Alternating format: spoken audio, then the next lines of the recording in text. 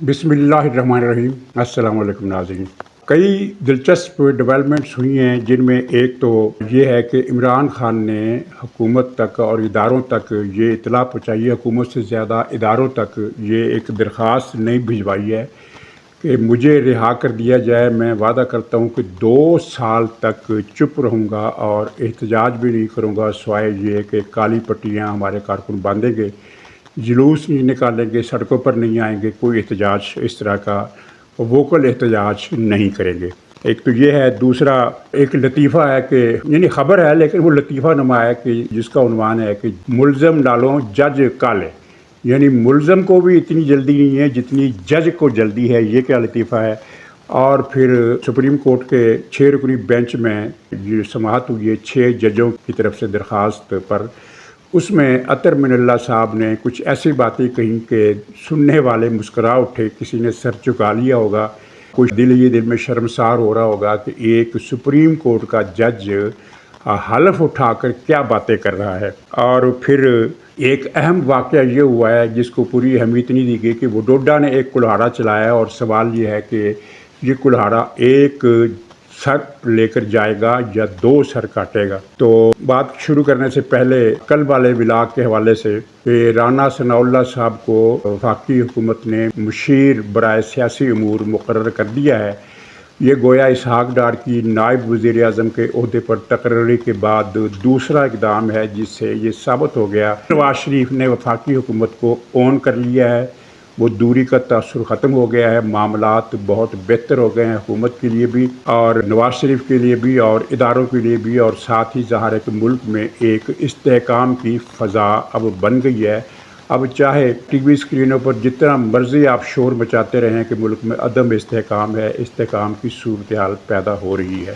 اور یہاں یہ بھی ایک رائے دینا ضروری ہے کہ اسحاق ڈار صاحب نے گزشتہ حکومت میں جب شہباز شریف صاحب آئے تھے عمران خان کو ہٹا کر، کوئی اچھی معاشی کارکردگی کا مظاہرہ نہیں کیا، اور اب بعض لوگ یہ شک ظاہر کر رہے ہیں کہ وہ مالیاتی امور میں مداخلت کریں گے۔ اس بات کا نواز شریف صاحب کو خیال رکھنا ہوگا، کیونکہ اس صورت میں یہ جو منفی معاملات ہوں گے ان کی ذمہ داری نواز شریف صاحب پر آئے گی اور اسحاق ڈار پر آئے گی اور اس حکومت پر آئے گی۔ تو اس بارے میں انہیں بہت محتاط رہنا پڑے گا۔ اسحاق ڈار اپنے شعبے میں کیا کارکردگی ظاہر کرتے ہیں، یہ نہیں کرتے، اس سے غرض نہیں ہے، کیونکہ وہ میرے خیال میں اب ایک تھکے ہوئے آدمی ہیں، وہ بہت اچھا کارنامہ انجام نہیں دے سکتے۔ لیکن اگر انہیں وزارت خزانہ میں مداخلت کی اجازت دی گئی تو جو معاملات بہتر ہونا شروع ہوئے ہیں وہ ایک یعنی یہ معاملہ ایک جوا ہو سکتا ہے جس کا نقصان بھی ہو سکتا ہے۔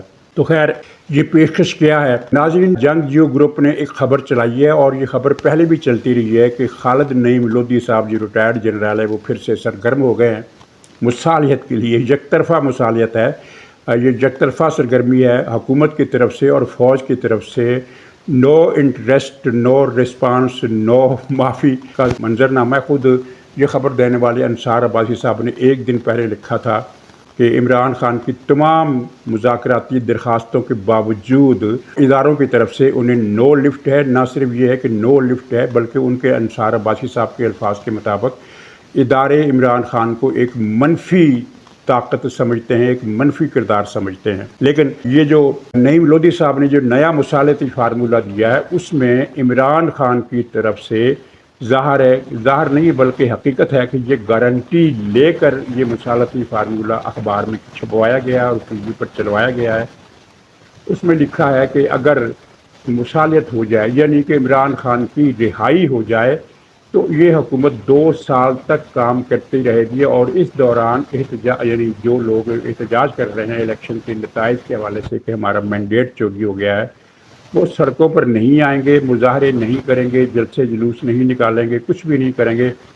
احتجاج کو زندہ رکھنے کے لیے وہ صرف اتنا کریں گے کہ ان کے کارکن یا ان کے لیڈر جہاں کہیں ان کی پریزنس بنتی ہوگی وہاں جائیں گے تو بازوؤں پر سیاہ بیج لگا کر جائیں گے، اور اس سے زیادہ احتجاج نہیں کریں گے۔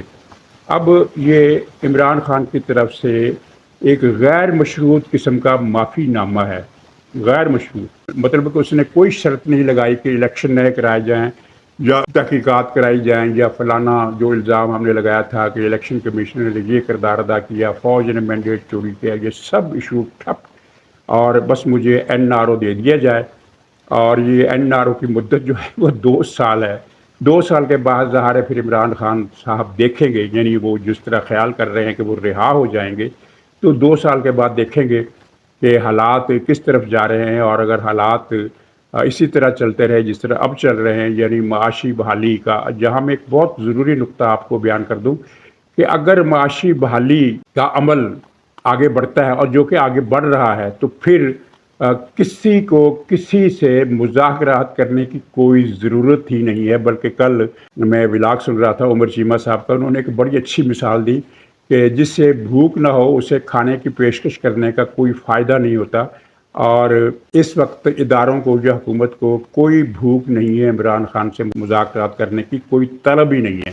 تو یہ مجھے ان کی مثال اچھی لگی۔ تو یہ عمران خان کا بہرحال خیال یہ ہے کہ اگر 2 سال بعد بھی حالات اسی طرح رہے تو پھر چپ کر کے بیٹھ جاؤں گا، اور اگر حالات حکومت کے مخالف ہوئے، عوام میں پریشانی اور بے چینی ہوئی مہنگائی کی وجہ سے، ریلیف نہ ملنے کی وجہ سے، تو پھر میں دوبارہ جھنڈا لے کر، حقیقی آزادی کا جھنڈا اٹھا کر پھر سے سڑکوں پر آ جاؤں گا۔ یہ ہے عمران خان کا پلان۔ دوسری طرف جو حقائق ہے زمینی، وہ عمران خان کے خلاف جا رہے ہیں۔ مثلا بہت سارے لوگ اس بات پر غور نہیں کرتے۔ غور کیوں نہیں کرتے؟ اس لیے کہ ٹی وی پر اور سوشل میڈیا پر پروپیگنڈے کا اتنا طوفان ہے، وہ سمجھ رہے ہیں کہ واقعی آندھی چل رہی ہے۔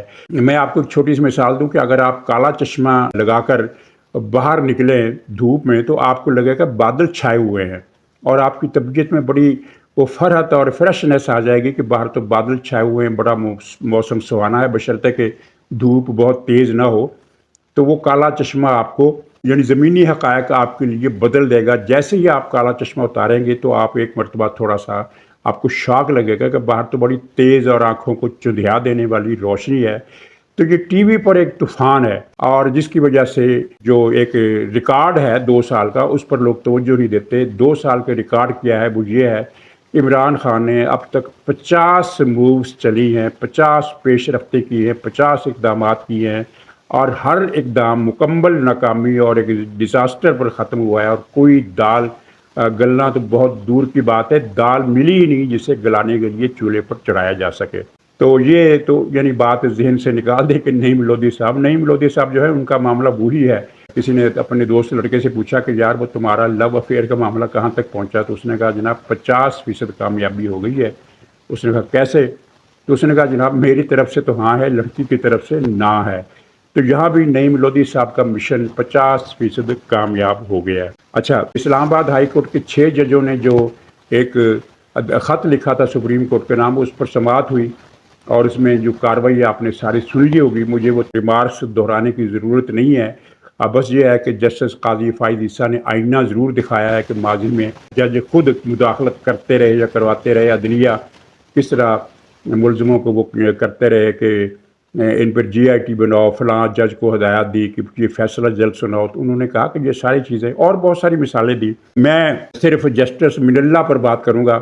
من اللہ صاحب نے وہاں کھڑے پر کہا کہ جب میں اسلام آباد ہائی کورٹ کا چیف جسٹس تھا تو اس دوران ہائی کورٹ میں کوئی مداخلت نہیں ہوئی۔ یہ گویا کہ یا تو نہیں وہ کہہ رہے ہیں کہ مداخلت کا ایشو نیا ہے، تو یا پھر جو وہ کہہ رہے ہیں کہ میں نے مداخلت نہیں ہونے دی۔ حالانکہ اب جب یہ فکرہ لوگوں نے سنا تو کمرہ عدالت کے اندر تقریباً ہر آدمی جو تھا وہ دل ہی، اگر کھلے طور پر نہیں تو دل میں ضرور مسکرایا ہوگا، کیونکہ انہی کے دور میں جب یہ عطر من اللہ صاحب ہائی کورٹ کے چیف جسٹس بننے والے تھے تو ایک بہت بڑی مداخلت، بلکہ سازش، بلکہ جبر کا ایک کلہاڑا چلا تھا، جب جسٹس شوکت عزیز صدیقی کو یہ کہا گیا تھا کہ مقدمات کے فیصلے قانون کے مطابق نہیں کرنے، ہمارے حکم کے مطابق کرنے، ورنہ 2 سال کی محنت جو ہم نے کی ہے وہ ضائع ہو جائے گی۔ تو انہوں نے انکار کیا، اور پھر اس کے بعد جسٹس شوکت عزیز صدیقی کو برطرف کر دیا گیا، اور من اللہ صاحب جو تھے وہ چیف جسٹس بن گئے۔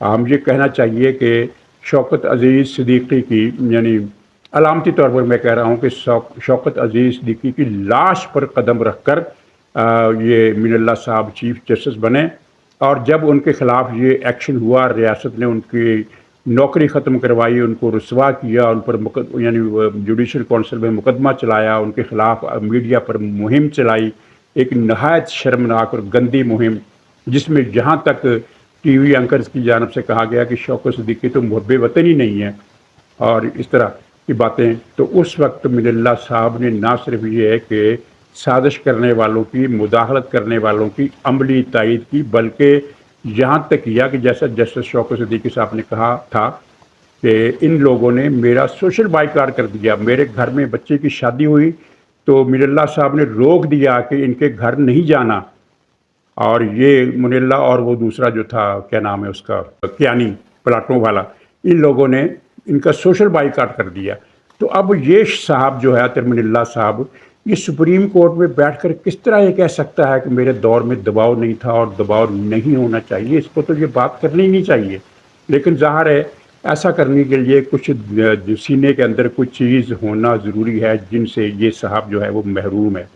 बहरहाल बहुत ही शर्म की बात है कि पाकिस्तान में इस तरह की चीज़ें जज बन जाती हैं। तो अब पहले कि लतीफ़ा सुना लूँ, फिर मैं उसकी तरफ आऊँगा, वो डोडा साहब की तरफ।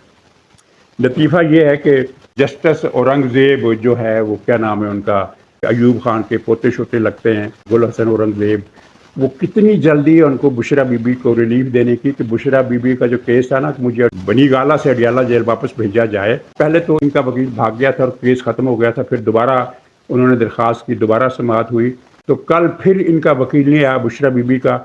और इस दौरान जो रियासती वकील था, मुशीर था, उसने अदालत को बताया कि दोनों फरीकैन के दरमियान इस हवाले से, यानी अडियाला मुंतकली के हवाले से कुछ बातचीत चल रही है, लिहाजा हमें 2-4 दिन की मोहलत दी जाए। अब इसकी कहानी क्या है, इसे छोड़ें। असल बात जो मैं लतीफ़ा बताने वाला हूँ, जिस पर जस्टिस मियाँ गुल हसन औरंगज़ेब ने रिमार्क्स दिए, ये अदालत इस केस के ज़ेर इल्तवा होने से मुतल्लक़ बहुत फ़िक्रमंद है। यानी फ़िक्रमंद बताने की ज़रूरत नहीं, वो आपके चेहरे बता रहे होते हैं कि आप पीटीआई के लिए कितने फ़िक्रमंद है। लिखा है कि जब देखते हैं कि रिलीफ मिलने लगा है तो फिर खेल शुरू कर देते हैं। यानी अब रिलीफ देने की अदालत को कितनी जल्दी है कि वो वकील की गैर हाज़िरी पर और इस बात पर जो जिसका इंकशाफ हुआ, मामला मुलतवी हो गया 2-4 दिन के लिए, तो वो जज साहब जो थे वो परेशान हो गए और इसका एतराफ़ कर रहे हैं कि बहुत फ़िक्रमंद हूँ।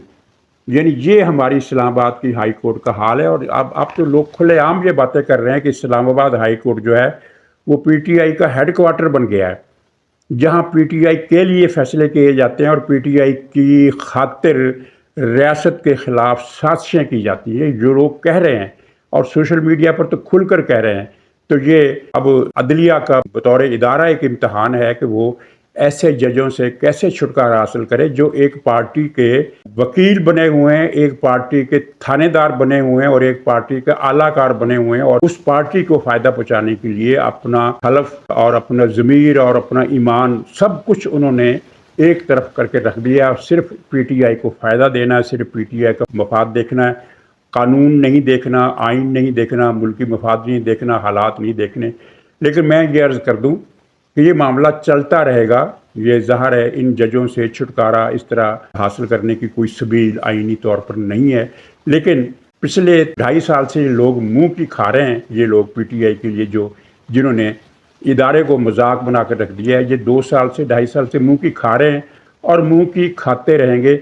सिर्फ इतना इनका कारनामा या कामयाबी है कि ये मामलात को उलझाने में कामयाब रहे हैं और एक यानी रियासत को इन्होंने फंसा रखा है अपनी इन कोशिशों की तरफ। आप देखिए कि सुप्रीम कोर्ट का काम है मुकदमात को निपटाना, लेकिन ये पूरा एक साजिशी टोला है जो सुप्रीम कोर्ट को मामलात निपटाने ही नहीं दे रहा, उसे ऐसी बातों पर उलझा रहा है जिनका कोई मकसद नहीं है। लेकिन इसी सिलसिले में एक फ़ायदा भी हुआ, इन जजों का किरदार सामने आ गया। अब लोग सवाल उठा रहे हैं कि बाबर सत्तार के पास जो अमेरिका में इतनी कमर्शियल, इतनी बड़ी बड़ी जायदादें हैं जिनकी मालियत पता नहीं अरबों रुपए में है, कमर्शियल जायदादें, वो भी अमेरिका के शहरों में, तो हम तो अंदाज़ा नहीं लगा सकते उनकी कितनी कीमत होगी। तो इसका मनी ट्रेल कहाँ है, ये कहाँ से बनाई है जायदादें? और फिर वो जो एक स्कूल का 6 अरब रुपए का प्लाट हथियाने का किस्सा चल रहा है, उसकी क्या हकीकत है? इस्लामाबाद हाई कोर्ट के जजों ने जो एक प्रेस रिलीज एलामिया जारी किया, उसमें इस 6 अरब रुपए की जायदाद का जिक्र नहीं है, जिसके लिए अफसरों को बुलाकर अदालत में تنگ کیا جاتا رہا اور ان سے پھر مرضی کے فیصلے لیے جاتے رہے، تو یہ تو حد ہی ہو گئی ہے نا کہ عدالتی اختیارات کو اپنے ذاتی اور خاندانی کاروبار کو فروغ دینے کے لیے اور جائیدادیں ہتھیانے کے لیے استعمال کیا جائے۔ تو یہ تو دنیا میں کہیں نہیں ہوتا، یہ صرف پاکستان میں ہو رہا ہے اور یہ سب کچھ ایکسپوز ہو رہا ہے۔ تو یہ ایکسپوجر جو ہے یہ آنے والے دنوں کا آئینہ بھی ہے کہ اب یعنی بہت ہو گیا، ایسے ججوں کا تماشا بہت ہو گیا جو یعنی اپنے اس عہدے کو اپنے ذاتی لالچ اور دولت اور جائیداد میں اضافہ کرنے کے لیے استعمال کرتے ہیں اور مخالفوں کا جینا حرام کرتے ہیں، جن پر بطور وکیل جن سے ان کی مخالفت چل رہی تھی، جج بننے کے بعد ان کو انہوں نے زندہ درگور کر دیا۔ یہ ایسے لوگ ہیں۔ تو اب یہ قصہ جو ہے نا، اس بہانے وہ کہتے ہیں نا کہ اس ہنگامے سے ایک خیر برآمد ہوگا، تو وہ یہ خیر برآمد ہوتا ہو نظر آ رہا ہے۔ اچھا، یہ اعلامیہ آیا تھا، اس میں بابر ستار اس نے کہا تھا کہ یہ جو میری امریکہ کی گرین کارڈ والی بات ہے، تو جب میں ہائی کورٹ کا جج مجھے مقرر کیا گیا، یعنی ابھی منظوری نہیں ہوئی تھی، تو میں نے اطہر من اللہ صاحب کو، جو اس وقت اسلام آباد ہائی کورٹ کا چیف جسٹس تھا، اس بارے میں بتا دیا تھا ایک خط لکھ کر۔ تو انہوں نے کہا تھا کہ یہ ٹھیک ہے، اس کی اجازت ہے، آپ کر سکتے ہیں۔ اچھا، گرین کارڈ ہولڈر جو ہے وہ اقامہ سے بڑھ کر چیز ہوتی ہے، اور یہ اطہر من اللہ وہی صاحب ہے جس نے خواجہ آصف کو اقامہ ڈکلیئر نہ کرنے پر نااہل قرار دے دیا تھا، کیونکہ اس وقت یہ سارے لوگ جو تھے پی ٹی آئی کے وہ بنے ہوئے تھے سہولت کار یا پتہ نہیں ایجنٹ یا کیا، تو اب وہ اقامہ سے بڑھ کر گرین کارڈ اس کی اجازت دے دی انہوں نے۔ تو یعنی یہ بذات خود ایک سنگین جرم ہے۔ کس اختیار کے تحت انہوں نے ایک اقامہ کو، ایک غیر قانونی کام کو جو جج نہیں کر سکتا، گرین کارڈ ہولڈر جو ہے وہ اقامہ سے بڑھ کر امریکہ کا شہری ہوتا ہے، اس کو شہری حقوق حاصل ہوتے ہیں، اس کو امریکہ میں بزنس کرنے کا حق ہوتا ہے، ہر چیز۔ تو یہ یعنی بالکل وہی امریکی شہریت میں اور اس میں کو 19-20 کا ہی فرق ہے، اس سے زیادہ کا فرق نہیں ہے۔ تو فیصل وڈوڈا صاحب نے ایک خط لکھ دیا ہے رجسٹرار اسلام آباد ہائی کورٹ کو، جس میں انہوں نے کہا کہ یہ جو خط جس کی یہ اجازت نامے جس کی بات کر رہا ہے یہ بابر ستار، تو اس کی نقل جاری کی جائے میڈیا پر اور بتایا جائے کہ یہ ہے وہ خط و کتابت جس کے تحت بابر ستار کو اسلام آباد ہائی کورٹ کا جج بننے کی اجازت دی گئی اور ہائی کورٹ کا جج بننے کا اہل قرار دے دیا گیا۔ اب اس میں نقطے کی بات کیا ہے؟ نقطے کی بات، دو باتیں نقطے کی۔ ایک تو یہ کہ فیصل نے یہ جو خط لکھا ہے یہ اصل میں کلہاڑا چلایا ہے، تو یہ کلہاڑا کتنے سر لے کر جائے گا، ایک تو یہ نقطہ ہے، اور دوسرا نقطہ یہ ہے کہ فیصل وڈوڈا جو بھی ان کا نام ہے، انہوں نے یہ خط لکھا کیوں کر، کس بنیاد پر یہ خط لکھا، یہ جو نقطے کی بات ہے نا، یہ سمجھنے کی ضرورت ہے۔ فیصل وڈوڈا یعنی وہ بہت سارے معاملات کا بھیدی ہے، اسے پتہ ہے کئی چیزوں کا، اور جو اس کو ذاتی طور پر پتہ نہیں ہوتا اس کو مختلف یعنی اداروں کے حوالے سے اس کو اطلاعات مل جاتی ہیں۔ یہ سمجھانے کی ضرورت نہیں، آپ سمجھتے ہیں کہ فیصل وڈوڈا کو معلومات کہاں سے ملتی ہیں۔ تو اس کا مطلب یہ ہے کہ فیصل وڈوڈا کو پتہ ہے، بالکل پتہ ہے کہ ایسا کوئی خط نہیں لکھا گیا، ایسا کوئی خط نہیں لکھا گیا، ورنہ اس کو رجسٹرار کے نام خط لکھ کر خواہ مخواہ ایک پنگا لینے کی ضرورت کیا تھی۔ تو یہ ایک بات بہت اہم ہے کہ اس نے یہ خط لکھا کیوں، اسے کچھ نہ کچھ تو پتہ ہوگا۔ اور دوسرا یہ ہے کہ اب ہوگا کیا؟ اب ہوگا یہ کہ بظاہر نظر آتا ہے کہ ایسا کوئی خط وجود نہیں رکھتا، تو گویا کہ دونوں جج جو ہیں وہ اس میں پکڑے جائیں گے، گرفت میں آ جائیں گے، اخلاقی طور پر بھی اور قانونی طور پر بھی وہ گرفت میں آ سکتے ہیں اگر کسی نے اس حوالے سے کوئی ریٹ پٹیشن دائر کر دی تو، اور وہ ہوگی۔ اچھا، یعنی یہ بھی صاحب بھی پکڑے جائیں گے، وہ صاحب بھی پکڑے جائیں گے، لیکن فرض کیجئے کہ ایسا خط واقعی لکھا گیا تھا، تو بابر ستار تو اس معاملے میں نکل جائے گا، لیکن اطہر من اللہ صاحب جو ہے وہ پھنس جائے گا۔ کیوں پھنس جائے گا؟ بھئی تم نے کس قانون کے تحت، قانون کی کس تشریح کے مطابق یہ فیصلہ دیا، چاہے خط لکھ کر خفیہ خط و کتابت کے ذریعے یہ فیصلہ دیا کہ تمہیں NOC جاری کیا جاتا ہے، تم امریکہ کے شہری ہو، کوئی بات نہیں، تم پھر بھی ہائی کورٹ کا جج بن سکتے ہو۔ تو یہ معاملہ بڑا گمبھیر ہو گیا ہے فیصل وڈوڈا صاحب کے اس خط سے۔ تو ناظرین، بس یہ اس وقت کی صورتحال معاملات درون خانہ بہت کچھ جو ہیں وہ ایسے ہیں کہ اگر ان کی تفصیلات باہر آ جائیں تو عمران خان کے لیے خاصی پریشانی ہے۔ بہرحال یہ آپ اس نقطے کو، اس پہلو کو داد دیجئے، عمران خان اب یعنی اس حد تک آ گیا ہے، نیچے گر گیا ہے، اتنا لیٹ گیا ہے، اتنا مجبور اور لاچار ہو گیا ہے، یعنی یہ وہ کہہ رہا ہے کہ میری اب بس ہو گئی ہے، بلکہ بس سے بھی زیادہ بس ہو گئی ہے، مجھے باہر نکالو کسی طریقے سے، میں 2 سال اپنا منہ بند رکھوں گا۔ ناظرین اجازت دیجیے، انشاءاللہ اگلے ولاگ میں پھر ملاقات ہوگی، تب تک کے لیے خدا حافظ۔